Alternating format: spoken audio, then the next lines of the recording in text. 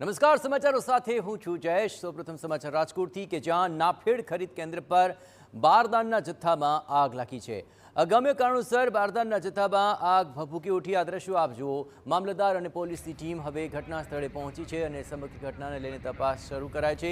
ફાયરની ટીમે પાણીનો મારો ચલાવીને આગ પર કાબૂ મેળવ્યો છે।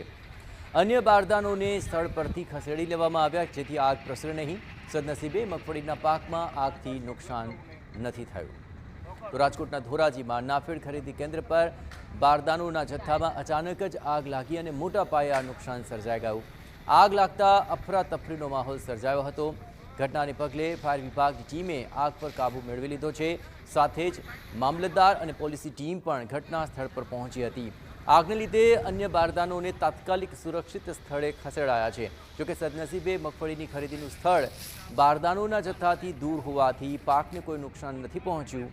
આગ લાગવાનું કારણ જાણવા માટે હવે કાર્યવાહી હાથ ધરાઈ છે।